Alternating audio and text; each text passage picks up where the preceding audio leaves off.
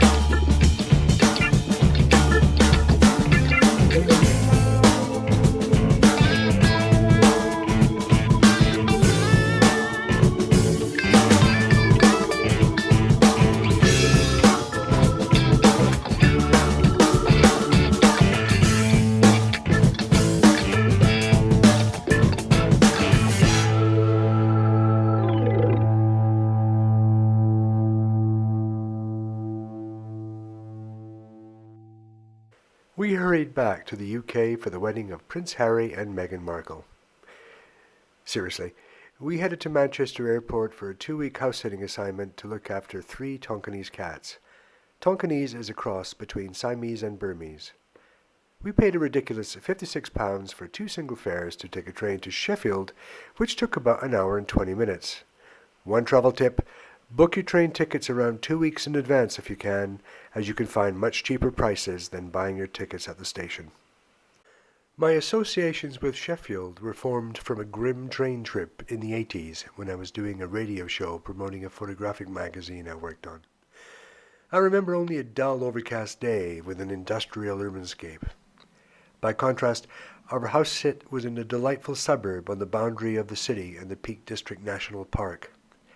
The area had lovely parks to walk in and was redeveloped with the aid of National Lottery grants. Sheffield itself is now a nice, friendly North England city, well-treed, upbeat, and unlike its industrial heritage. This is it. Look at these. Wow. Light as the air. It's called air. Look how thin it is. Wow. Great for travels. By the way, if you buy it on link below, we'll get a little bit of commission. And it's switched on, and it has my emails coming. Great. After Sheffield, we headed to Cannock, a town near Birmingham where we stayed with friends, Stephen and Denise, fellow creative writers we hadn't seen in a few years. They were minding their grandson. Is there anything I have to say? And David replied, and I quote, well, I'm going to do all the difficult stuff, like welcoming everybody here and proposing a toast, where all you have to do is be funny. We visited the National Trust property, Shugborough Estate, on the edge of Cannock Chase. The property is a rare example of a complete Georgian estate owned by the Anson family since the 1600s. It was last used by Patrick Anson, widely known as Lord Lichfield, a photographer associated with calendars and royalty. I met him in the 80s when I worked on photographic magazines. Shugborough Estate is certainly worth visiting. Check out their website for more details.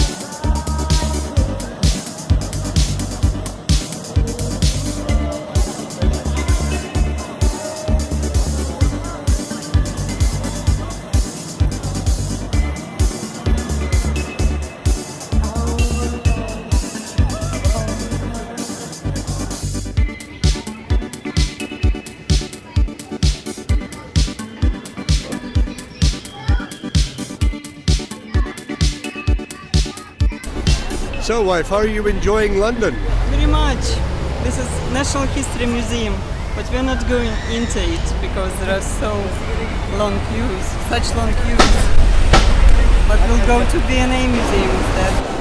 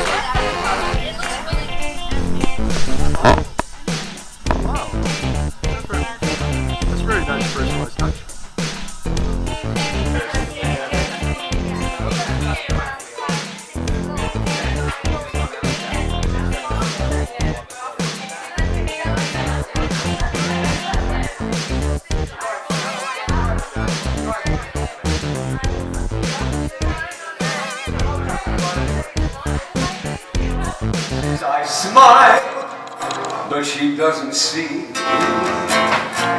She doesn't see me.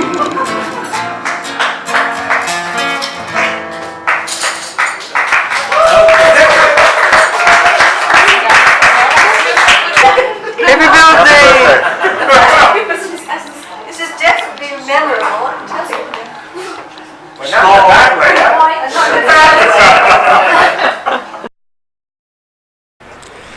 Can you guess where we are? Well, we've been traveling extensively in the Caribbean, Mexico, Costa Rica, but now we're in a place called Rhossili, Wales, just a few miles outside Swansea. Behind me, you would never guess that we were in Wales, would you? But it's such a beautiful day, lovely sandy beaches behind us, and the Welsh coastline has lovely stretches of sand and lovely areas to be in. And when it's like this, it's pretty hard to beat.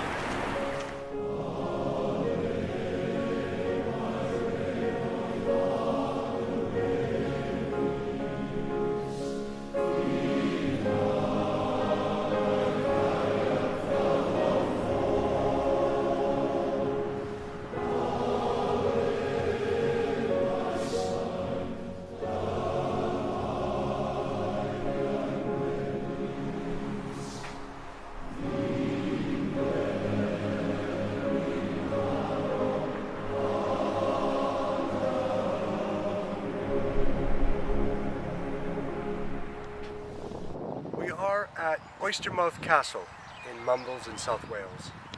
Now, Wales is famous for its castles. It has more castles than any of the countries in the United Kingdom, and the reason for that is because the English had to keep the unruly Welsh under control.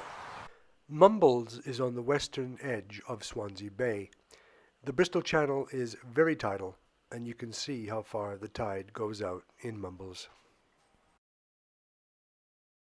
Dan Yr Ogof is a 17-kilometre long cave system. About 1 kilometre of safe pathways lead through the caverns.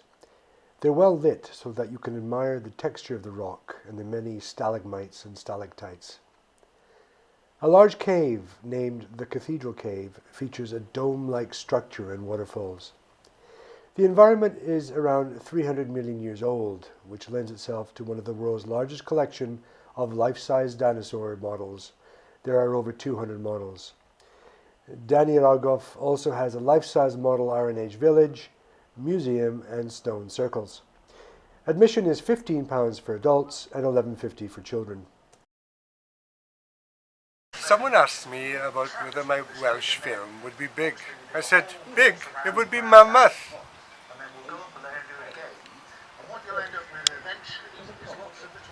This is a common pet in Wales. It's quite domestic. People take them for walks. They're brilliant. Very friendly and good with children. This is a dinosaur, one of the old Welsh rugby players. A prop, I think. Rugby is a religion to the Welsh, and it used to be seen as one route out of the mines when mining was a big industry in Wales. By contrast, the English game of rugby was played by private school educated boys, whereas in Wales it was very much a working class game.